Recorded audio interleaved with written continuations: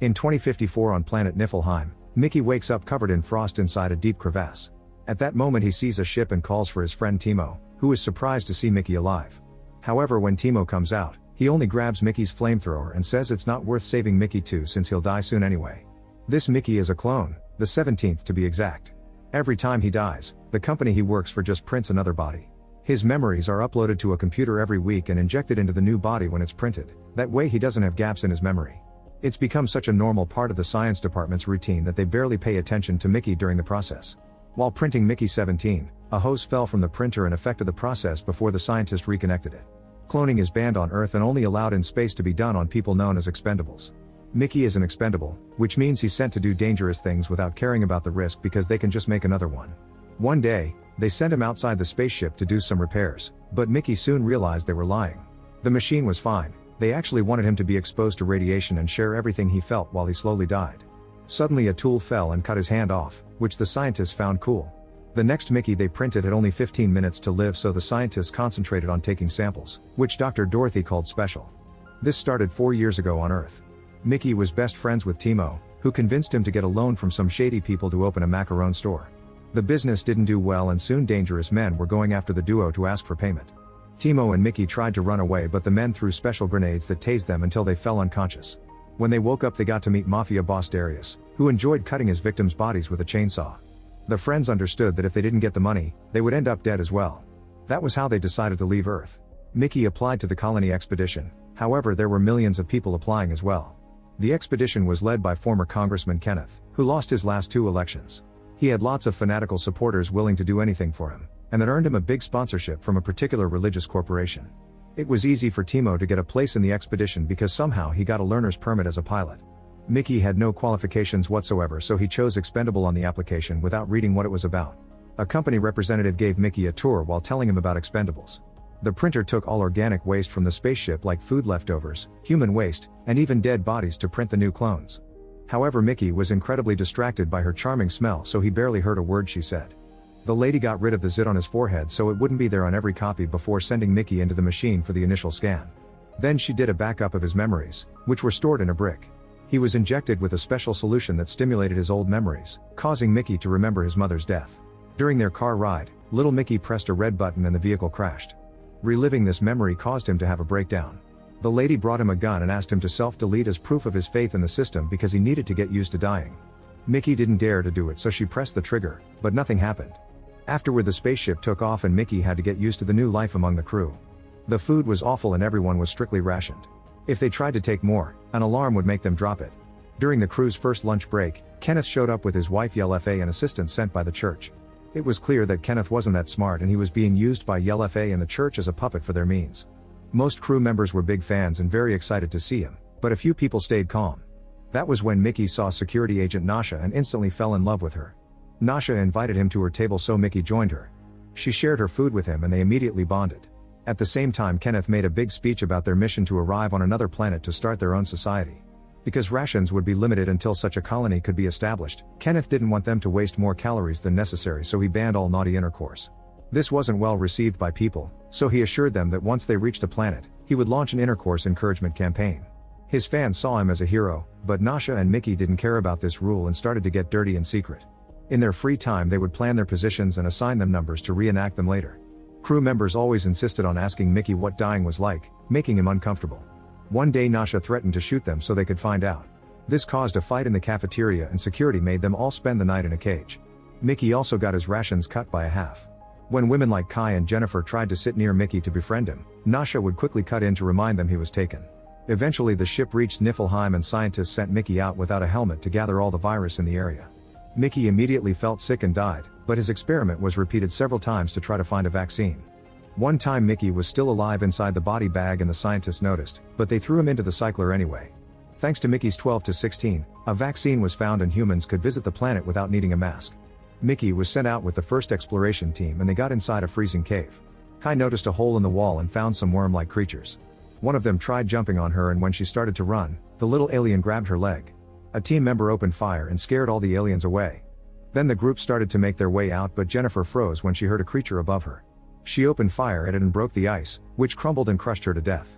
Later at the spaceship, Kenneth yells at Mickey for not dying instead of Jennifer since he was made for that. He also saw footage of the creatures and named them creepers.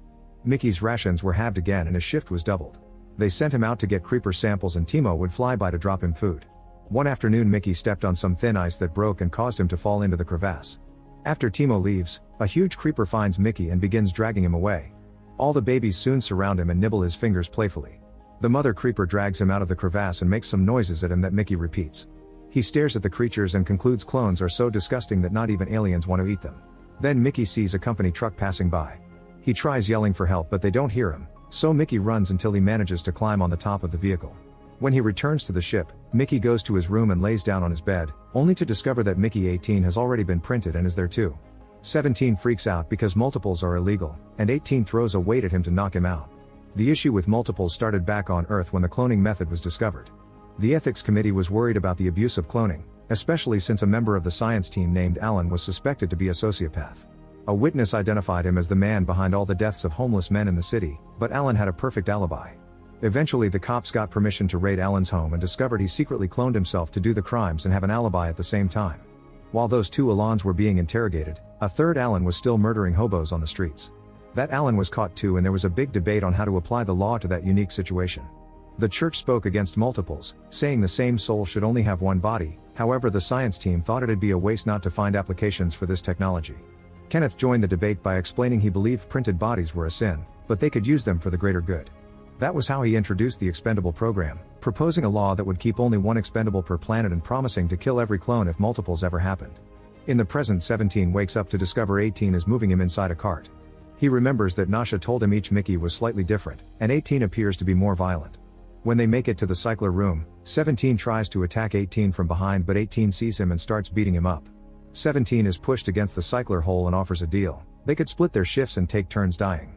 18 realizes 17 is afraid to die and doesn't understand why since he's already died many times. Although 17 gives a moving speech about them being different, 18 tries to push him in anyway. The moment is interrupted when they hear someone approaching and both Mickeys run to hide. It's Timo, who is secretly selling a recreational chemical known as oxofol to other crew members. After the buyer leaves, 18 comes out and starts beating Timo up for ruining his life with a business idea. He pushes Timo into the cycler but before he can kill him, 17 tackles him. Then 17 tries to save his friend, only for 18 to pull him away. After the clones exchange a few punches, 18 grabs a hot metal rod and gets ready to kill. The moment is interrupted again when Nasha and the head of the security team Zeke enter the room. 18 tells Timo to play along if he doesn't want him to tell everyone about the oxofol business, so the duo pretends Timo accidentally fell and 18 saved him. 17 watches all this from the shadows and gets extremely jealous when he sees Nasha leave with 18 while getting handsy. He tries to follow them, but he's blocked by a church representative who asks him to take a picture with the company mascot. He also announces that Mickey has won a private dinner with Kenneth and Yell FA. As soon as they sit him, Mickey can't stop eating the fantastic food. After Kenneth apologizes for his reaction to Jennifer's death, Kai also joins the dinner. The couple apologizes to her for Jennifer's death and tells her about their future plan. They want the colony to be pure blood only and Kai fits that description, so they want her to make babies. Other colonies use chips in inseminated baby embryos, but they don't approve of that method. Suddenly Mickey throws up all over the floor and the science team immediately rushes into the room. They notice the rash appearing on Mickey's neck and conclude the experimental growth hormone on the meat has caused this. The science team has been developing a special medicine and they inject Mickey with it, but he just stumbles around until he collapses in unbearable pain. Kenneth thinks it'd be more humane to kill him and Yell FA moves her carpet to avoid bloodstains. Kai thinks it's crazy that Mickey is being treated like this, but Kenneth reminds her Mickey is just an experiment. Mickey asks not to be shot because he's feeling better and Kai takes him away. In Kai's room, Mickey notices pictures that reveal Kai and Jennifer used to date. Kai asks Mickey what dying is like since she wants to know what was like for Jennifer. Mickey admits it's scary and he hates it. Then Kai tries to get affectionate with him, but Mickey panics and runs. When he makes it to his room, Nasha immediately recognizes him as 17, implying 18 already told her. She uses her lipstick to draw the numbers on the clone's chest while giggling like crazy. 18 is more friendly too and 17 notices an empty bottle that confirms they took oxofol. An argument ensues between the clones but Nasha stops them, saying that they can share the chores and the food. Then Nasha brings the clones to bed so they can get naughty together. As the trio is starting to have fun, Kai walks into the room and sees everything. Without saying a word, she walks out and Nasha runs after her. The clones watch TV, which is just Kenneth talking to his scientists on a ridiculous talk show. 18 throws his drink at the screen, growing angrier as 17 tells him what happened during dinner. He grabs Nasha's gun and leaves the room, ready to kill Kenneth. Meanwhile, Nasha reaches Kai, who wants to report the multiples because they're illegal. Kai explains she can be silenced if Nasha agrees to give her a Mickey, but Nasha freaks out, saying Mickey isn't a toy to be shared around. Their argument is interrupted when 18 runs by and 17 comes after him, telling the women that 18 has a gun. At the cafeteria, a laser machine is cutting a huge rock in half to reveal the black diamond inside. 18 hides in the crowd and gets ready to shoot, only to be tackled by a Kenneth fan. At that same time, a creeper comes out of the rock and everyone panics. People begin running while Kenneth climbs on a table to shout orders about sterilization and capturing the monster alive. The scientists put on hazmat suits and start running after the creeper to no avail. Kenneth then sees 17 entering the room and tells him to join the chase. When the creeper stops running, 17 tries repeating the sounds he heard the other day, which is noticed by Dorothy. In the meantime, 18 recovers the gun and opens fire, only to get tackled by 17 and Nasha. The bullet scratches Kenneth's cheek and makes a hole in the diamond. When Kenneth tries to complain about multiples, a second creeper comes out and attaches itself to Kenneth's face. Kai and the other guards open fire and shoot the creeper until there's only goo left while the scientists capture the first creature. The baby's cries are heard by the big mother in the crevasse. Minutes later, Nasha and the clones are locked up in the cages. An argument ensues over the creepers and 17 shares what happened in the crevasse, saying the creepers were too disgusted by him. However, Nasha corrects him, saying the creepers actually saved him and saw him off. Suddenly a bag hits the sleeping guard on his head. It turns out to be Timo, who sneaks in without trouble because the guard is his client. Timo shows 17 a letter he found on his door, which reveals that Darius' men have followed them to space. Darius is willing to forget about the money if Timo sends him a video of Mickey being cut into pieces with a chainsaw. While the guard sets up the camera, Timo cries and asks 17 to save him since he's going to die anyway. Since Kai calls Timo out for his dramatics, Timo stops begging and tells the guard to tase 17. 18 tells Timo he should take him instead of 17 because he has a higher pain tolerance, but first he asks for some oxofol. When the guard gets closer to give him his, 18 grabs his wrist and hits his head against the bars. At the same time, Nasha steals his gun and tases Timo down. Then she takes the guard's keys to escape the cell and grab the chainsaw, getting ready to kill Timo. At that moment they're found by Zeke and everyone gets arrested again. While the group is moved through the corridors, 17 realizes Nasha always protected him, like the time she asked for a hazmat suit so she could comfort him through a very toxic experiment. When the group reaches the front windows, they discover that all the creepers are now surrounding the spaceship. The scientists are also moving the crying baby, and when Dorothy sees 17, she copies the sounds he made in the cafeteria, which he repeats. She thinks that it's an actual language and she may develop a translator for it. Everyone is taken to the cycler room, where Yelfa cuts the baby's tail off just to make a new sauce.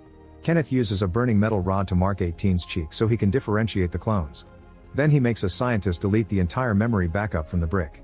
Since he complains about the creepers, Nasha says that the creepers are the native inhabitants and the humans are the aliens, while revealing the creatures saved Mickey. However, Kenneth just laughs as he explains the creepers didn't eat him because he's trash food. Dorothy also speaks up, saying her team is developing a translator. The baby on the table spits at Kenneth, who responds by throwing the hot rod but failing. Kenneth begins yelling about things not making any sense and Nasha yells back, to insult him. A furious Kenneth hangs the baby above the cycler hole and throws the other end of the rope at Nasha, who must catch it with her teeth to save the creature. Zeke tells one of his men to record all this with the hidden camera on his glasses. Kenneth wants all the creepers gassed, but Yelfa has a better idea. Explosives are put on the clones' backs and Kenneth gets 2 buttons to detonate them. Yelfa wants them to cut off as many creeper tails as they can and the first Mickey to bring back 100 wins. The winner gets to live and the loser will get killed. On their way out, 17 says this is punishment for the car crash. However, 18 says the car has a defect and the button pushing was a coincidence, so they shouldn't blame themselves for their mom's death. Dorothy catches the boys at the entrance and gives them a prototype translator. The duo searches the crowd of creepers until they find the mother, who understands Mickey now. She knows his name and points out she saved him, but humans responded by killing her baby. If the captured creeper dies too, she promises to kill all humans. To prove it, she begins screeching and the babies copy her. The clones cover their ears, but the mama alien explains they can make their eyes and brain explode. On the spaceship, Kenneth and Yelfa freak out when they see the clones communicating with the creepers. Suddenly 17 runs toward the cameras and forms C3 with his fingers, which Nasha recognizes as their position called Bring the Baby. Yelfa and the church representative think it's nonsense and that the leader Kenneth should be communicating with a new species. While Kenneth gets ready for a big entrance, 17 promises the mother that Nasha will bring the baby. However, the mother creeper thinks it's not enough. Since the humans killed a baby, a person must also die to be even. 3 vehicles led by Kenneth leave the spaceship. Meanwhile, Nasha makes a big jump to capture Yelfa with her legs. Zeke takes the rope and Nasha agrees to release Yelfa if they let her take the baby to the mother. When Zeke is about to pass her the rope back, Yelfa cuts his wrist and makes him drop it, but Nasha catches it just in time. YLFA wants her arrested, however Zeke announces YLFA and Kenneth have been abusive and their case will present it to the committee. Seeing the cars coming, the babies run to cover their mother and form piles all over the place. Now the guards don't know which one to shoot. Kenneth chooses one at random, but at that moment 18 appears before them, so the church representative pushes the soldier to make the rocket explode in the sky, otherwise the clone's bomb would kill them too. Then Kenneth opens fire but only hits the camera, giving 18 the chance to jump on him. While Nasha arrives with the baby, 18 announces he'll kill the human the mother wanted. He hesitates for a second and Kenneth tries to manipulate him with fear of death, but 18 presses the button anyway. The bomb kills him and Kenneth at the same time, so the creepers leave in peace. After it's all over, the whole crew is put in jail. YLFA loses her mind and is sent to a psych ward, where she self-deletes. Timo encounters Darius Mann and bites his ear off before throwing him into the cycler, but he gets out on probation under self-defense.